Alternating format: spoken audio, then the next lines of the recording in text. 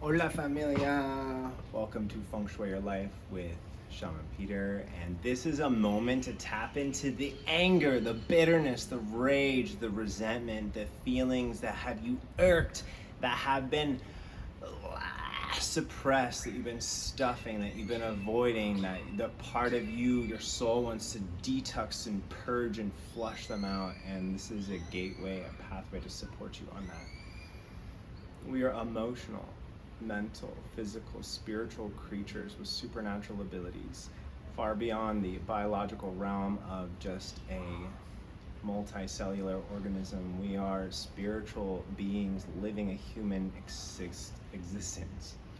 And so I'm just going to dissect this in this final moment of spring. And even if you're listening to this at a later date, there's times and moments in the seasons and the rhythms and the patterns where if a wave is cresting and you paddle just the right amount, you can catch the wave. And the season of the wood, the spring, is all about transformation, it's growth, it's flourishing, it's this essence of family, it's wealth, it's about how do we water our crops from our career, our livelihood, and bring nourishment to the things that matter to us most.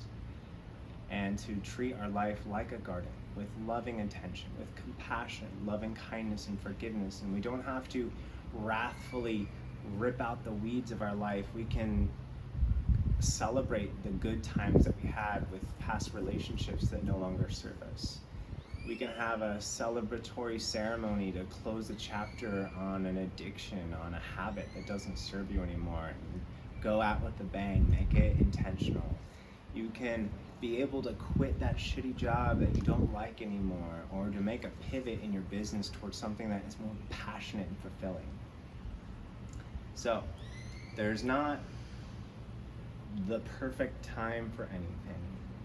In biodynamic farming, they would say that is the case. There is ideal. You can align with the equinoxes, the solstices, the full moons, the new moons, these ideal patterns in nature. And this is the final moment to be able to really catch the wave of forgiveness. And of course, there's infinite opportunities to forgive. And so there just happens to be that, just like it's a good time to plant seeds, this is a really good time to forgive. Forgive, to forget also. To not hold it as a judgment and just, oh, okay, I forgive you, but you're still holding a grudge. Buddha once said that a grudge is like drinking poison and expecting the other to die. So it's really important that we forgive. It's not for the other person, it's for ourselves.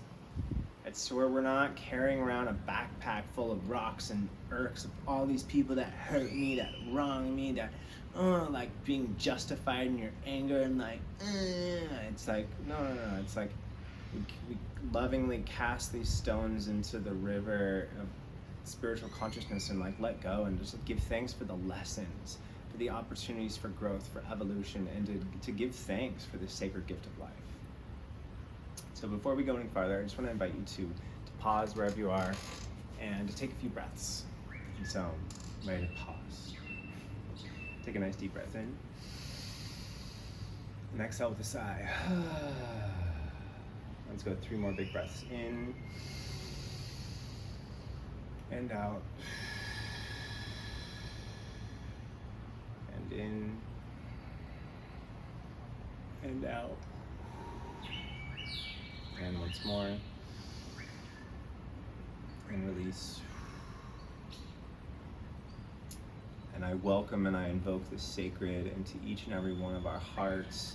May all beings be happy and free. May we let go of the grudges, the anger, the patterns of hatred, rage, for our collective humanity, consciousness, creator, God, great spirit, love, to the great spirit who goes by 1,000 names in 1,000 places, yet nameless. We just give thanks for the atrocities of the world, the wars, the hatred, the bigotry, the racism, the misogyny, the control, domination, the slithering, just greed and lust and all of the atrocities the world, Creator God, we just pray, forgive them, Father, for they know not what they do.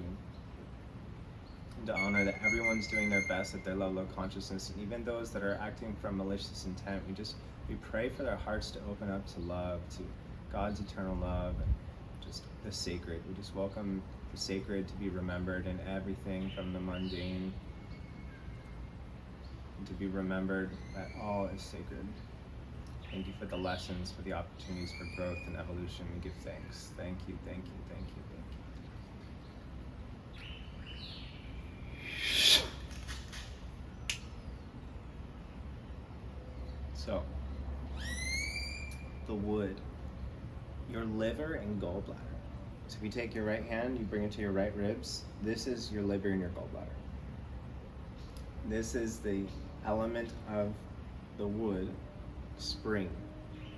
Your liver is the largest organ in your body by mass. A gallbladder is a small organ that's connected to it that works in unison. It's that the general, it supports you in discernment, decision making. It's a detoxifier. It digests the heavy things, secreting bile, which breaks down lipids, fats. In our world that is ridden with toxicity, preservatives in the water, in the air, in the food, in the pesticides, insecticides, the all the things, we have accumulated an excess of toxicity in the body.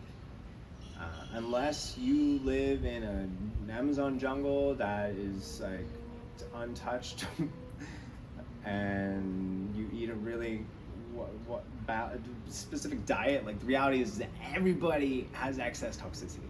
There's no escaping it at this point in the human story, except that 0.0001%. So if that's you, you're not watching this video, I'm gonna guess, because you don't have Wi-Fi. Kidding, not kidding. So first I'll just say that doing a detox, even if, regardless of where you are, I would just say that the winter is not the best time to do a detox. Really the spring or the fall is optimal. However, let's just say in that 9 months, a great time to do a detox can be now. It could be something simple from like 3 days of juice or 3 days of water. It can be a really powerful reset, into doing something like 3 weeks of like being plant-based, or having a specific anti-inflammatory diet and taking some herbs to support your digestion and elimination, to support the liver, to support this like liver detox pathways. There's a lot of different ways you can go about it. I do have a program if you're interested in learning more. You can comment, like, share, DM, message me.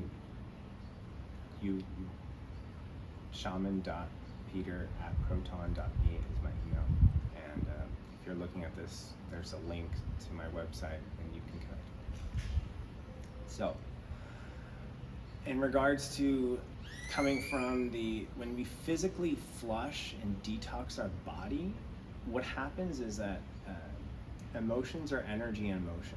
And when they're not experienced and expressed and they're suppressed, they lay dormant in the body and they coagulate and they create a physical matter and manifestation of pain, tension. When your body's in tension, it's calling for attention. So being able to heal your liver and your gallbladder is a super, super powerful thing.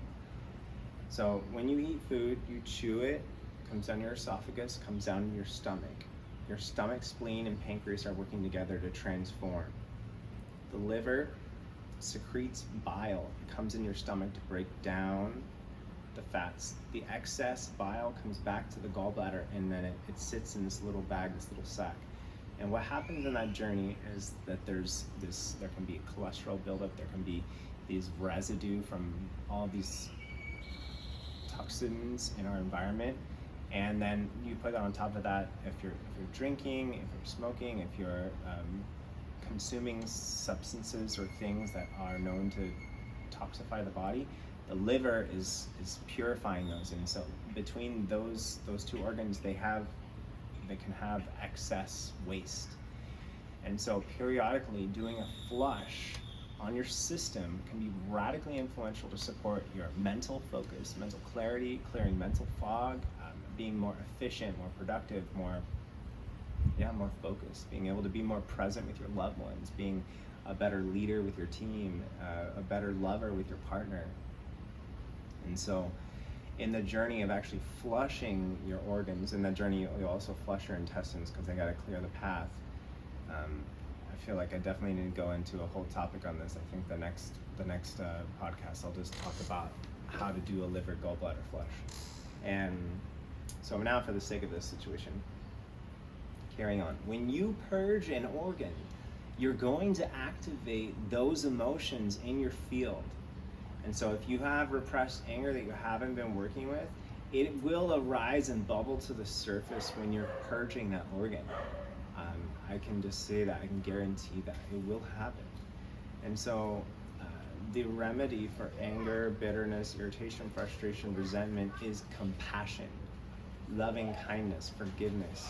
These are medicines that can support you in the healing miracle. Atonement comes when we forgive, when we fully forgive, when we let go, and we just allow that past hurt, that past trauma and pain to be transformed. And so in conjunction with doing a physical detox, incorporating the prayer work, the shadow work, the journaling, the conversations. And something I'll say is that you don't have to always be talking to someone directly and to have that forgiveness happen. So for instance, I've had a ceremony with a client in the past where her mother had deceased. She's no longer here with us, but she had so much anger towards her, and so she didn't need to talk to her physically to like have that forgiveness come through. In the same way, you may have been abused by someone in the past. You don't need to physically have a conversation with them to make amends for yourself, to be able to forgive them and to let that go and to accept that it is what it is, and just learn to love the lesson of like you became who you are because of it, and it shaped who you are. And just say, for instance, like, I was violated as a child, and like because of that, I feel that I'm so careful and consensual and just kind and careful and just like so mindful, like a guardian steward energy because of what happened to me. And I'm thankful for that because I love that part about me. And so if we can also learn to love and embrace these atrocities that happened to us as a youth and past relationships, our parents, preachers, teachers, society, and we can just forgive it and forget it, just let it go. Let it go. The wind's just picked up as I said that. Let it go. Let it go. Let it go. So we're getting into how does I want to flow from there. So we got flushing the physical body. We're doing the forgiveness work. The next big thing is to clean your physical space. So a lot of people think that they're listening or watching Feng Shui Your Life with Sean and Peter. It's like, Feng Shui, oh, we're going to be doing this ritual. Oh, we're going to clean our house. And we're going to put up this art. We're going to move our furniture around. And it's like, to be honest, it's kind of I wouldn't say an afterthought, but this is more advanced. It's like, I like to start with the body, the mind, emotion, soul, and then the sanctuary. So spring clean, or just cleaning and organizing your house, is something that is massively influential, that supports your mental health.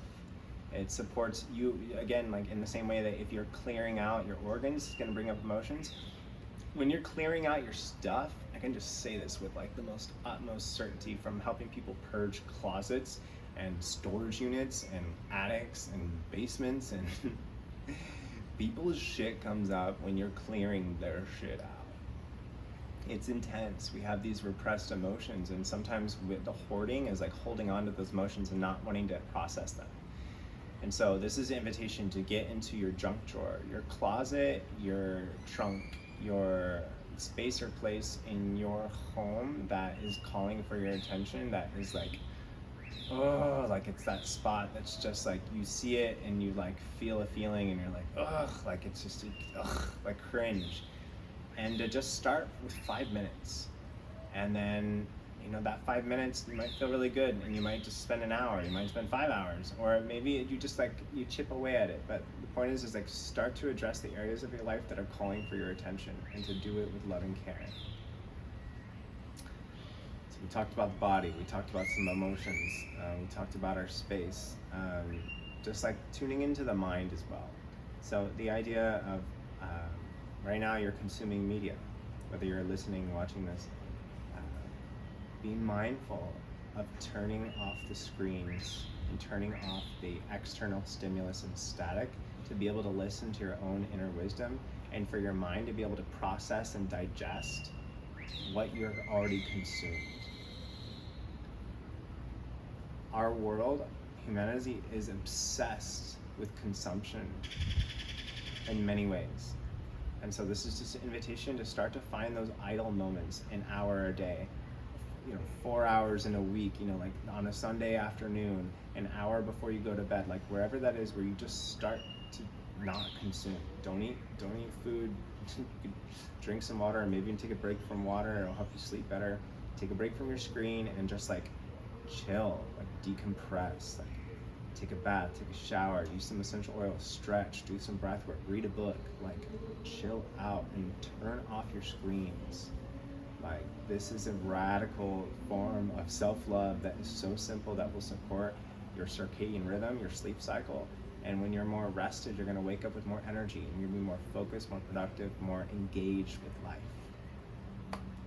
And so I'm feeling pretty complete there. I just wanna say, like, I love you from the bottom of my heart, whether I know you, whether I don't, whether you're just tuning in, whether you've been following me for a long time. I just wanna say thank you for being a part of this beautiful path, this life, this journey, this earth walk. And from the depths of my soul, I say thank you, thank you, thank you, thank you, thank you, thank you, thank you. And I pray for all beings to be happy and free, and for all of us to find that ability in our hearts to forgive, to move on, to step away from unhealthy relationships and whatever feels appropriate to you right now, and to be able to take a break, or to decrease the consumption of the toxicity, to cleanse our organs, to cleanse our space, to be able to lovingly purge the emotions in a good way, Creator God, that we're able to just find peace and harmony and resolution with the past, and to be able to move forward in the loving way to live a blissful life. And may we be bliss. May our presence be a blessing wherever we may go, and our footsteps be prayers for the planet. I give thanks. Thank you, thank you, thank you, thank you, thank you. And I say Aho, Amen, Ashe, Namaste, and I pray you'll have a beautiful, blessed remainder of your day. I invite you to comment, like, subscribe, share, support me in spreading the message and just propagating love and peace and harmony throughout the world. Thanks for tuning in, and have a beautiful, blessed remainder of your day. Ashe.